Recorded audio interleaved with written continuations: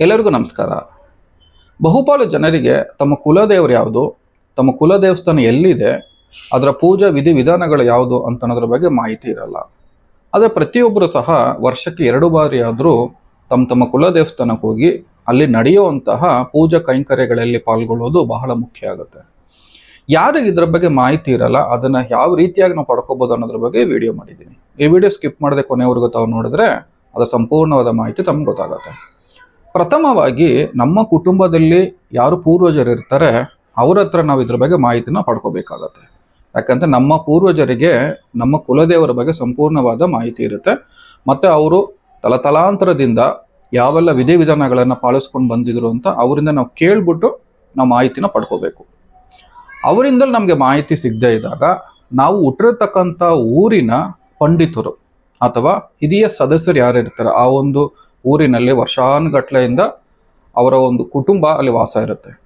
ಅವರಿಗೆ ಆ ಒಂದು ಊರಿನ ಪ್ರತಿಯೊಂದು ಕುಲದ ಸಂಪೂರ್ಣವಾದ ಮಾಹಿತಿ ಇರುತ್ತೆ. ಅವರಿಗೆ ನಾವು ಇಂಥ ಮನೆತನದವರು, ಇಂಥ ಕುಲದವರು ಅಂತ ಹೇಳಿದಾಗ ಅವರಿಂದ ಸಹ ತಾವು ಮಾಹಿತಿಗಳನ್ನ ಪಡ್ಕೋಬೇಕಾಗತ್ತೆ. ನಮ್ಮ ಕುಲದೇವರು ಯಾವುದು ಅಂತ ಅವರಿಂದ ಮಾಹಿತಿ ಸಿಗದೇ ಇದ್ದಾಗ ಹರಿದ್ವಾರದಲ್ಲಿ ನೋಡಿ, ನಾ ಇಲ್ಲಿ ಇಮೇಜಲ್ಲಿ ಆಗ್ತಾ ಇದ್ದೀನಿ, ಇವರ ಹತ್ರ ಬಹಿಪತ್ರ ಅಂತ ಇರುತ್ತೆ ಅಥವಾ ವಂಶಾವಳಿ ಪತ್ರ ಅಂತ.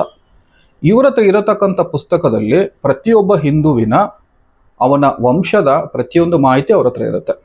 ಇವರು ಕನ್ನಡ, ಇಂಗ್ಲೀಷ್, ತಮಿಳ್ ಮತ್ತು ಮಲಯಾಳಂ ಲ್ಯಾಂಗ್ವೇಜಲ್ಲಿ ಮಾತಾಡ್ತಾರೆ ಈ ಒಬ್ಬ ವ್ಯಕ್ತಿ. ಇವರಿಗೆ ನಮ್ಮ ಹೆಸರು ಮತ್ತು ನಮ್ಮ ಹಿಂದಿನ 2 ತಲೆಮಾರಿನ ಹೆಸರು ಅವ್ರಿಗೆ ಹೇಳಿದ್ರೆ ಅದರ ಪ್ರಕಾರ ಅವರು ನಮ್ಮ ಇಡೀ ವಂಶದ ಡೀಟೇಲ್ಸ್ ಅವ್ರು ನಮ್ಗೆ ಬರ್ಕೊಡ್ತಾರೆ. ಅದರಲ್ಲಿ ನಮ್ಮ ಕುಲದೇವರು ಯಾವುದು ಅಂತಲೂ ನಾವು ಪತ್ತೆ ಮಾಡ್ಬೋದಾಗುತ್ತೆ. ಈ 3 ವಿಧಾನ ಬಿಟ್ಟರೆ ಇನ್ನು ಯಾವ ರೀತಿಯಲ್ಲೂ ಸಹ ನಮ್ಮ ಕುಲದೇವರು ಯಾವುದು, ನಮ್ಮ ಕುಲದೇವಸ್ಥಾನ ಎಲ್ಲಿದೆ ಅಂತಹ ನಾವು ಪತ್ತೆ ಮಾಡೋಕ್ಕಾಗಲ್ಲ. ಜಾತಕದಿಂದ ಬರೀ 5ನೇ ಮನೆ ಇಟ್ಕೊಂಡು ನಮ್ಮ ಇಷ್ಟ ದೇವತೆಗಳನ್ನು ಮಾತ್ರ ನಾವು ಪತ್ತೆ ಮಾಡ್ಬೋದು. ಆದರೆ ಕುಲದೇವ್ರನ್ನ ಮಾತ್ರ ಅಷ್ಟಮಂಗಲ ಪ್ರಶ್ನೆಯಿಂದ, ಪ್ರಶ್ನಾಕುಂಡಲಿಯಿಂದ, ಜನ್ಮ ಕುಂಡಲಿಯಿಂದ ಪತ್ತೆ ಮಾಡೋಕ್ಕಾಗಲ್ಲ. ಈ ಒಂದು ಕನ್ಫ್ಯೂಷನ್ಸ್ ಯಾವಾಗ ಆಗುತ್ತೆ ಅಂತಂದರೆ ಅಂತರ್ಜಾತಿ ವಿವಾಹ ಆದಾಗ, ಇಂಟರ್ಕ್ಯಾಸ್ಟ್ ಮ್ಯಾರೇಜ್ ಆದಾಗ ಕೆಲವು ಜನಕ್ಕೆ ಒಂದು ಕನ್ಫ್ಯೂಷನ್ಸ್ ಇರುತ್ತೆ. ಗಂಡಿನ ಕಡೆಯ ಕುಲದೇವ್ರನ್ನ ನಾವು ಪೂಜೆ ಮಾಡಬೇಕಾ, ಹೆಣ್ಣಿನ ಕಡೆ ಕುಲದೇವ್ರನ್ನ ಪೂಜೆ ಮಾಡಬೇಕಾ ಅಂತ. ಶಾಸ್ತ್ರದ ಪ್ರಕಾರ ಇಬ್ಬರು ಕಡೆಯ ಕುಲದೇವ್ರನ್ನ ತಾವು ಪೂಜೆ ಮಾಡಲೇಬೇಕಾಗತ್ತೆ. ಇದರಲ್ಲಿ ಒಬ್ಬರ ಕುಲದೇವ್ರ ಮಾಹಿತಿ ಸಿಕ್ಕಿದ್ರೂ ಸಹ ಸಾಕು, ಇನ್ನೊಬ್ಬರದ್ದು ನೀವು ಪ್ರಯತ್ನ ಪಡ್ಬೋದು. ಸಿಕ್ಕಿದ್ರೆ ತಾವು ಅದಕ್ಕೆ ಪೂಜೆಗಳನ್ನು ಮಾಡ್ಬೋದು. ಸಿಗದೇ ಇದ್ದಾಗ ಗಂಡು ಅಥವಾ ಹೆಣ್ಣು ಇಬ್ಬರಲ್ಲಿ ಒಬ್ಬರ ಕುಲದೇವರ ಮಾಹಿತಿ ಸಿಕ್ಕಿದಾಗ ತಾವು ಅದನ್ನು ಪೂಜೆ ಮಾಡೋದ್ರಲ್ಲಿ ತಮಗೆ ಸಂಪೂರ್ಣವಾದ ದೈವ ಅನುಗ್ರಹ ಪ್ರಾಪ್ತಿಯಾಗುತ್ತೆ. ಇನ್ನೊಂದು ಬಹಳ ಮುಖ್ಯವಾದ ವಿಷಯ ಅಂತಂದರೆ ನಮ್ಮ ಜಾತಕದಲ್ಲಿ ಮನೆ ದೇವರು, ಕುಲದೇವರು, ಗ್ರಾಮ ದೇವರು ಮತ್ತು ಇಷ್ಟ ದೇವರು ಅಂತ ಇರುತ್ತೆ. ಕುಲದೇವರು ಅಂತಂದರೆ ನಮ್ಮ ಹೆತ್ತ ತಾಯಿ ಇದ್ದಂಗೆ. ನಮ್ಮ ಇಡೀ ಕುಲ ಆ ಒಂದು ತಾಯಿಯ ಲೀನೇಜಲ್ಲಿ ಬಂದಿರುತ್ತೆ.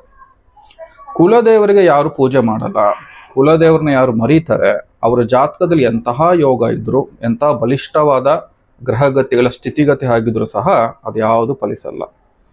ಕುಲದೇವ್ರನ್ನ ಮಾತ್ರ ಯಾವುದೇ ಕಾರಣಕ್ಕೂ ನಾವು ಮರೆಯೋ ಹೋಗಿಲ್ಲ. ಕನಿಷ್ಠ ಪಕ್ಷ ವರ್ಷಕ್ಕೆ 2 ಬಾರಿ ಆದರೂ ನಾವು ಮೂಲ ಸ್ಥಾನಕ್ಕೆ ಹೋಗಿ ಅಲ್ಲಿನ ಪೂಜಾ ಕೈಂಕರ್ಯಗಳಲ್ಲಿ ಪಾಲ್ಗೊಂಡು ಅಲ್ಲಿನ ಒಂದು ಸೇವೆಯನ್ನು ನಾವು ಮಾಡಿಸೋದು ಬಹಳ ಮುಖ್ಯ ಆಗುತ್ತೆ. ಆ ಒಂದು ಕಾರಣಕ್ಕೆ ಪ್ರತಿಯೊಬ್ಬರು ನಮ್ಮ ಕುಲದೇವ್ರನ್ನ ಆರಾಧನೆ ಮಾಡೋದು ಮತ್ತು ಆಶೀರ್ವಾದ ತಗೊಳ್ಳೋದು ಬಹಳ ಮುಖ್ಯ ಆಗುತ್ತೆ. ಇಷ್ಟು ಹೇಳಿ ನಾನು ಈ ವಿಡಿಯೋನ ಮುಗಿಸ್ತಾ ಇದ್ದೀನಿ. ಎಲ್ರಿಗೂ ಒಳ್ಳೆಯದಾಗಲಿ. ಜೈ ಶ್ರೀರಾಮ್, ಜೈ ಭುವನೇಶ್ವರಿ.